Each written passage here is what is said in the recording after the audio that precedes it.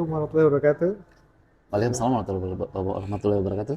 Iya, kita jumpa lagi di Bipolar di episode 2, bicara podcast di Di luar. luar nalar. Oke, Oke. tamunya masih sama karena di episode 1 kemarin kita memang agak-agak menarik ya topiknya ya dan Iya. sangat luas banget gitu loh. Kayaknya kita coba dulu untuk karena seasonnya masih dengan Bapak Haji Adi Mulyadi ya. Ya, Kemarin kita bahas apa Pak Haji? kemarin kita membahas masalah motivasi ya. Motivasi Masih dan introvert ya. introvert Ya. dan introvert. Hmm. Hari ini kita akan membahas lebih kepada mentality Mentality, health ya. ya karena mental health ya. Jadi kalau sebenarnya pada mental health itu even saya termasuk orang yang mendalami mental health ya, tapi ternyata memang saya sendiri juga belum tahu gitu loh posisi mental saya itu di mana gitu Iya, kan. Karena saya nggak pernah konsultasi dengan apa namanya psikiater ya. psikiater Walaupun saya sendiri adalah mental health provider gitu kan, promosi dikit ya. Tapi punya ini dia ya, iya, ini sertifikasi itu saya. certification ya. Tapi ini menarik ya. Jadi tadi di ini tadi kita ada satu topik yang menarik. Tadi Pak Haji itu mengangkat bahwa beliau ini pernah depresi. Pernah mengalami yang namanya situasi yang depresi, Hmm, saya hmm. bilang. Boleh Jadi dijelaskan ya? mungkin saya akan menceritakan sedikit. Sebenarnya untuk para teman-teman di luar sana yang mempunyai jiwa positif terhadap situasi, Hmm. sangat susah dideteksi Sangat susah ya. depresi tersebut. Karena apa? Dia terlalu terbawa euforia positifnya tadi. Jadi tidak bisa membedakan mana yang depresi, mana yang tidak. Hmm. Nah, itu bedanya dengan orang yang uh, jiwanya biasa saja. Ketika depresi dia sangat tahu dirinya. Tapi ketika orang yang seperti saya ini, tipikal orang yang adalah yang selalu berjiwa positif, itu sangat susah Oke. dibedakan. Tapi yang membedakannya adalah ketika saya mengalami yang tadi, saya harus mengukur diri saya. Kenapa saya yang tadinya mungkin saya tidurnya 8 jam sehari, 8 jam sehari, kenapa saya dalam beberapa hari saya tidur cuma 2 jam? Oh, ada ya triggernya? Ada. Nah, Ada triggernya? ya. Suaranya oke. Jadi di situ saya mengukur diri saya, kenapa? Boleh Bahkan dikasih sampai suaranya di apa lagi? titik Agak dikasih. saya berada di pada tidak tidur sama sekali. Oke. Dalam 1 bulan itu tidak ada tidur, Pak. Nggak ada tidur sama sekali. Sama sekali. Kok bisa ya? Nah, disitulah saya berpikir, saya ini kenapa? Nah, Oke, karena oke. saya merasa ada masalah dengan diri saya, tapi secara istilahnya lahiriahnya saya nggak ada masalah. Nggak ada masalah. Saya nggak ada sakit apa-apa, saya nggak kenapa saya begini. Gitu. Oke. Waktu itu karena saya sangat-sangat anti untuk mengkonsumsi obat-obatan, akhirnya saya membiarkan situasi itu terjadi. Sampai 1 bulan saya mengalami Tidak yang namanya tidur sama sekali loh teman-teman. 1 bulan bayangin. Nggak itu tidur. berjalan 3 bulan sebenarnya, Pak. 3 bulan? Yang tidak tidur sama sekali 1 bulan. 1 bulan, oke. Itu hampir 1 bulan itu tidak ada tidur sama sekali. Sebenarnya juga saya ketika balik ke operation ya, itu tidak bisa tidur. Lebih lagi ya. Lebih lagi.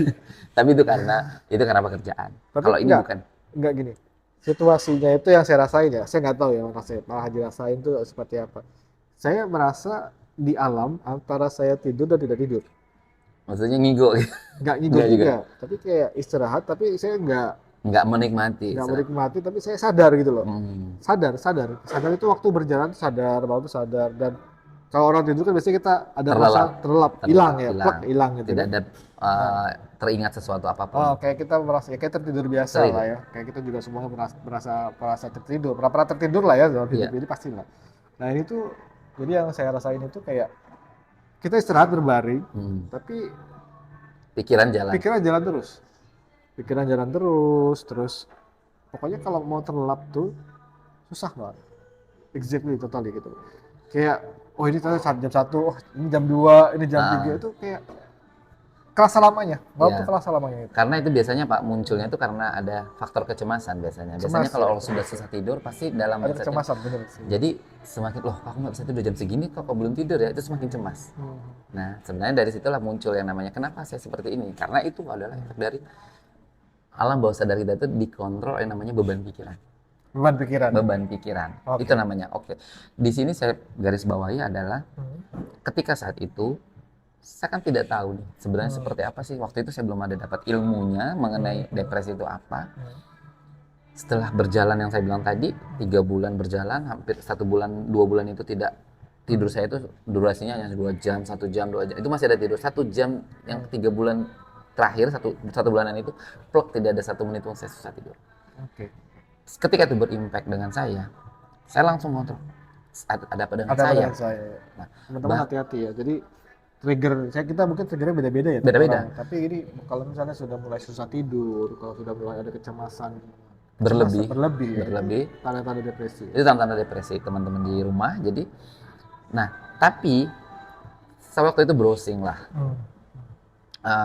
Kenapa orang depresi itu ada penyebabnya namanya insomnia. Penyakit yang susah tidur. Nah, saya baca-baca dengan literasi-literasi yang itu berbeda-beda ternyata, Pak. Jadi semua saya jalani. Itu merujuk kepada satu hal yang mengatakan insomnia ini adalah faktor kebiasaan. Kebiasaan orang bergadang, kebiasaan orang mungkin minum kopi. Jadi Pak Haji kan enggak. Nah, itulah saya bilang, saya mengontrol diri saya bukan tipe orang yang begadang.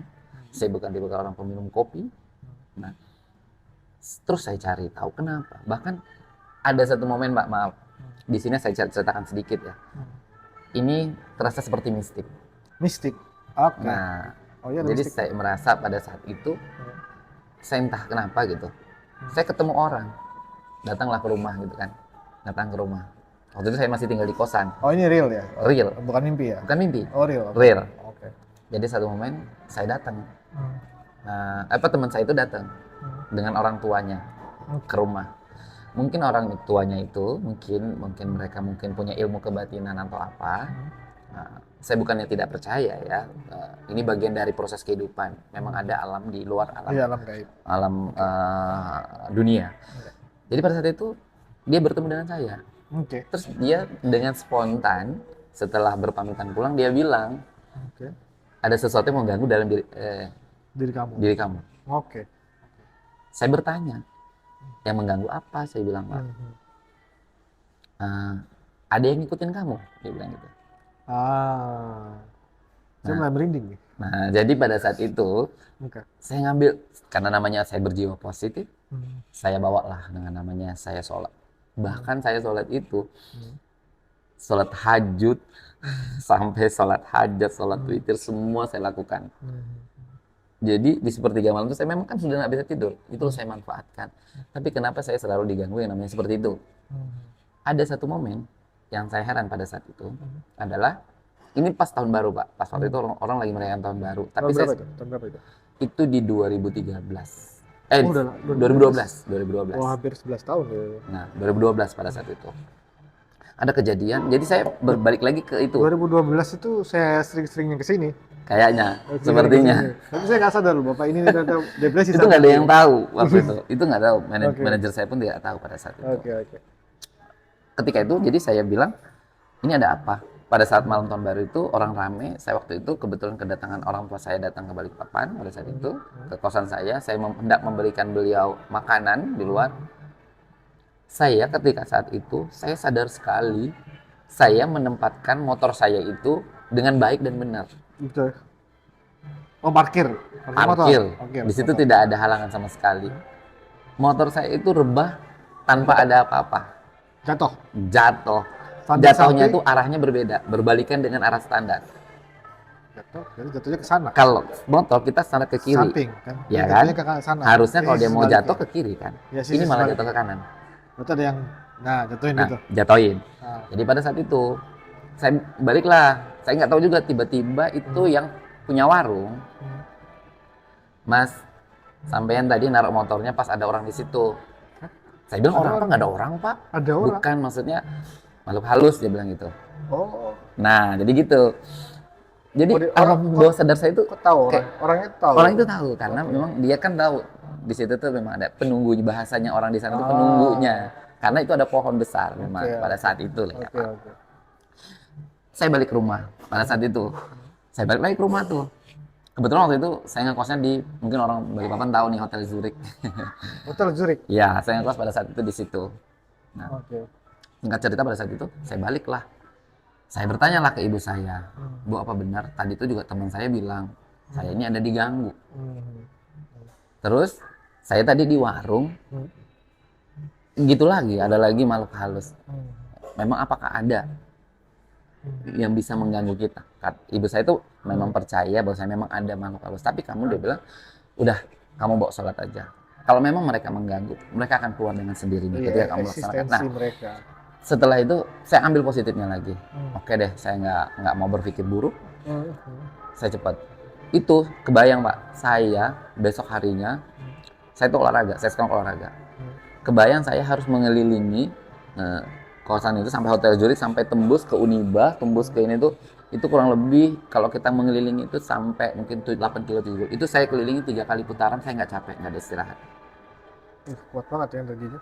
Pada saat itu kan, ternyata saya waktu itu, loh kok saya nggak merasa capek sama sekali. Gitu. Oke.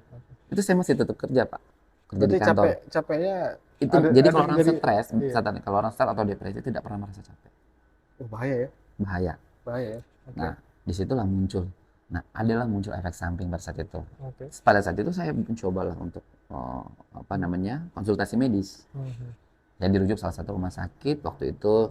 Ini masih ditangani oleh spesialis syaraf pada saat itu. Syaraf. Oke. Jadi pada saat itu saya diberi konsumsi obat. Kalau mungkin bahasanya itu obat tidur ya. Oke. Nah, tapi ketika saya diberi obat tidur, bukan malah saya tambah tidur Pak. Oke. Saya seperti orang yang nge-fly. Bahasanya orang mungkin nge-fly begitu. Saya tidak berpijak di bumi. Sampai orang tua saya itu kaget. Kayak ini kenapa? Saya begitu minum, saya kayak tidak berpijak di bumi. Gitu. Oke. Saya seperti orang yang mana? Saya belum pernah kayak gitu. Kayak orang yang mungkin, mau kerasukan jin sepertinya. Nah, jadi seperti itu. Jadi pada saat itu saya nggak merasa, kok mas saya jadi begini ya? Ibu saya itu sampai menangis. Kok anak saya jadi begini? Saya dirujuk ke rumah sakit. Nah, dari hasil medis menyatakan dosisnya tidak sesuai. Digantilah dosis obat itu. Setelah diganti tetap mengalami hal yang sama. Akhirnya saya berpikir, apa saya harus ke rumah sakit jiwa ada yang di Kalimantan Timur, kan adanya di Samarinda. Karena saya orang Samarinda, saya berpikir saya harus kemana ini. Akhirnya saya ke salah satu rumah sakit yang ada di Balikpapan. Saya bertemulah intinya dengan salah satu ahli, sebenarnya dia ahli syaraf, tapi dia ada background psikiater. Nah, dokter inilah yang menjelaskan kepada saya. Saya sangat takjub pada saat itu. Untung dokter ini seorang dokter yang muslimah. Beliau mempunyai ilmu yang cukup mumpuni menurut saya. Begitu saya masuk ke ruangan beliau, beliau langsung melihat saya dengan kondisi saya, dengan tatapan mata saya, dengan wajah saya, beliau sudah bisa menebak saya ini dalam konteks apa. Oke. Itu saya sangat dokter syaraf ya dia. Dokter syaraf. Baru saya duduk, nggak bisa tidur. Pasti kamu nggak bisa tidur. Oh iya dok, saya bilang. Udah sebulanan dok. Yalah, gimana kamu mau tidur? Orang loh, banyak yang kamu pikirkan. Nggak ada sih sebenarnya. Nggak usah, kamu bisa bohong. Dia bilang gitu. Apa yang kamu pikirkan? Dia bilang. Itu ada. Sebenarnya sih nggak ada sih dok. Yakin tidak ada? Dia bilang gitu. Sebenarnya tidak ada dok, saya bilang. Kamu jujur. Kamu kenapa tidak bisa tidur? Penyebab orang yang tidak bisa tidur cuma dua. Satu, dia mempunyai riwayat penyakit, kalau tidak tumor ganas atau kanker, yang sehingga menimbulkan nyeri hebat, dia tidak bisa tidur. Karena nyeri. Terus yang kedua adalah penyebabnya adalah orang yang di alam bawah sadarnya tersimpan memori yang berat, sama dengan komputer itu dia bilang. Ketika dia ngehang, dia nggak bisa ngapa-ngapain. Oke, analoginya ya. Nah, saya tahu kamu. Saya bilang, saya tahu kamu. Kamu ini tidak bisa berkata tidak kepada orang lain. Tidak bisa berkata tidak. Tidak. Oh, oke. Kamu selalu mengiyakan. Dia tahu sekali. Jadi dokter ini sangat, saya melihat ilmunya sangat mumpuni gitu. Dalam artian dia bisa ngebaca dari segi ekspresi setiap orang. Nah, dia balik bertanya kepada saya, ada hal yang kamu sembunyikan? Singkat cerita, ternyata saya bilang begini, memang ada satu masalah yang saya alami sekarang. Saya itu ditipu oleh salah satu orang yang saya percaya dan menjadi salah satu orang tua saya. yang saya anggap seperti orang tua kandung saya sendiri. Orang tua angkat lah ya kita bisa bilang. Oke. Ternyata dia apa namanya menipu saya bilang gitu kan. Oke. Tapi saya tidak mau menjadikan ini suatu keributan karena Jadi akan menjadi konflik besar dipendam ketika aja. cukup saya saja yang ini. Untuk pada saat itu dipendam aja ya. Oke. Jadi pada saat itu dokter tuh mengatakan, oh tidak bisa. Oke. Tapi saya sudah ikhlaskan kok dok. Kalau uang kan mungkin cari-cariannya. Tapi yakin kamu tidak bisa. Kamu bisa berkata itu ikhlas. Tapi dalam pikiran kamu tidak. Karena ada yang kamu Kalau bawah sadarnya enggak ya. ada yang kamu simpan, dia bilang gitu. Ya intinya pada saat itu saya adalah yang saya simpan adalah jangan sampai itu menimbulkan ketika keluarga saya tahu akan jadi keributan besar. Ya oke, bisa jadi orang mungkin membunuh satu sama lain. Jadi saya nggak mau itu. Nah, jadi dokternya menyarankan, saya nggak perlu kasih kamu obat. Katanya dokter pada saat itu bilang ke saya tidak perlu memberi kamu obat. Cukup kamu pulang, ikutin tips saya, kamu buang semua apa yang ada mengganjal dalam hati kamu sekarang. Kamu cari satu orang, siapa yang bisa membantu kamu, yang terdekat kamu, even saudara kamu, even ibu kamu, atau orang tua kamu. Saya sudah nggak punya orang tua, saya bilang saya tinggal ibu saya. Kamu ngomong sama mereka, sehingga akan merilis Stres. beban pikiran kamu. Dia bilang seperti itu. Jadi saya bilang, oh ya, apa bisa dengan seperti itu dok? Oh, ya saya nggak perlu kasih kamu obat dulu. Ketika kamu menjalankan ini, apa yang saya sarankan, kalau kamu nggak bisa tidur, kamu balik ke saya. Nah, jadi kamu pikir deh, dia bilang, kamu bisa kehilangan nyawa kamu karena efek tidak bisa tidur. Itu besar impactnya. Itu sesuatu yang saya remehkan juga sih. Nah, jadi hati-hati kalau kamu ketika kamu tidak bisa tidur, kamu kurang jatah waktu tidur kamu, itu sebenarnya berimpact pada fisik kamu.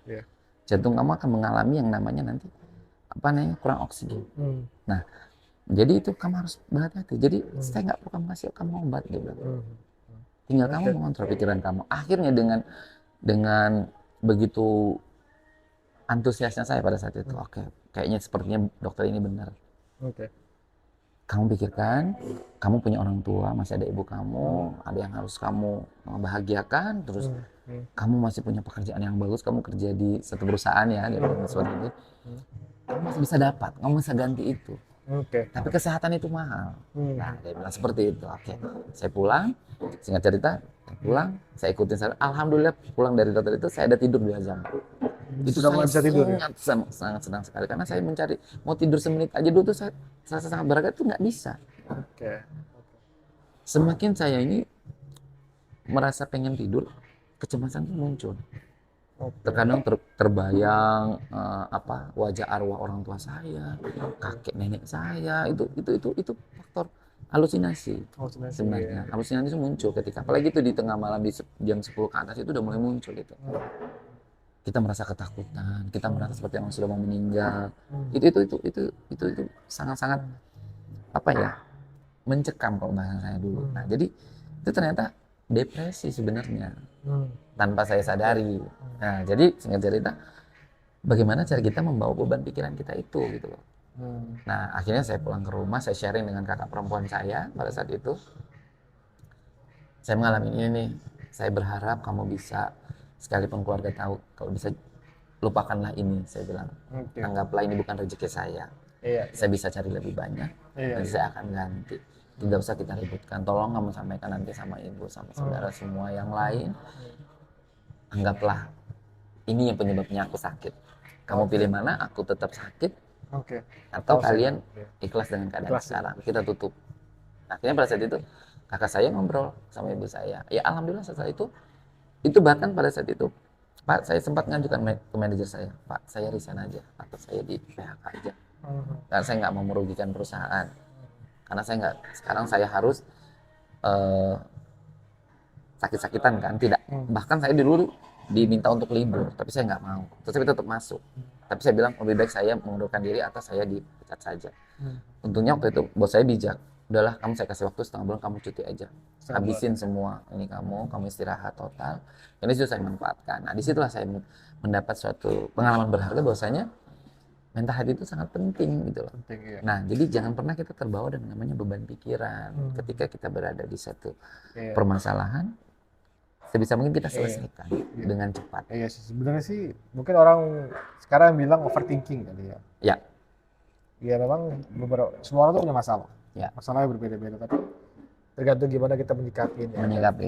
dengan kita pikirkan setiap saat ya, kalau kita tidak bisa menghasilkan jalan keluar, lebih baik kita stop dulu sih. Jadi Stop dulu. pikirin dulu sih. Kita ya tadi kita berusaha cari kegiatan, kita berpikiran Ya, positif. aktivitas yang Iya. positif. Tapi mungkin alam bawah sadar kita memang masih masih tetap memikirkan itu ya. Iya. Dan memang Itu itu tersimpan, Pak. iya tersimpan. Kata dokter waktu itu, dokter itu mengatakan kamu bisa berkata itu ikhlas, Hmm.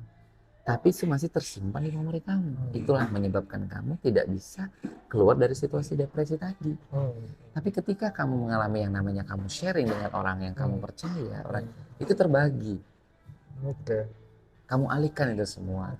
Nah, kalau saya kan dulu waktu belum menikah, pada saat itu saya tidak bisa sharing dengan siapapun. Hmm. Karena ini situasinya kritikal. Ketika saya ngomong sama keluarga saya, pasti dong mereka bela saya. Iya, iya, iya. Mana mau orang ada yang saudaranya atau anaknya itu Hmm.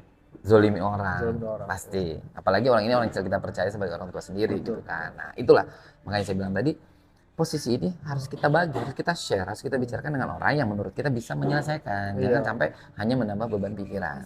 Iya, karena memang manusia itu kan komunikasi. Komunikasi. Ya, nggak bisa kita memendam, kita diam, kita memendam. Iya, nggak bisa.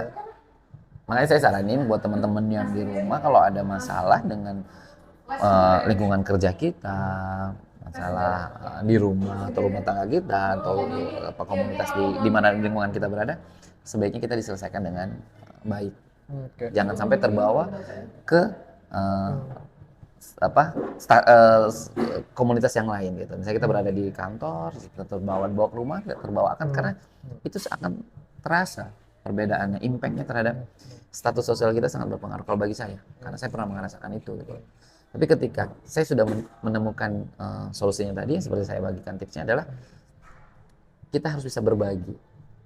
Dan kita harus bisa mengikhlaskan apa yang sudah menjadi kesalahan atau kerugian yang kita alami. Kita bisa mengkonversi dengan sesuatu yang lain.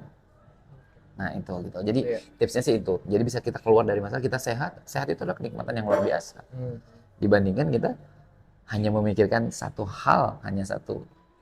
Kalau menurut saya itu satu permasalahan yang sebenarnya solusinya simple gitu loh. Cuman kita yang mau bawa terlalu berat.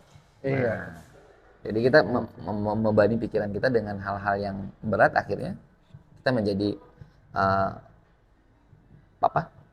penyintas mental lah jadinya mental kita terganggu gitu.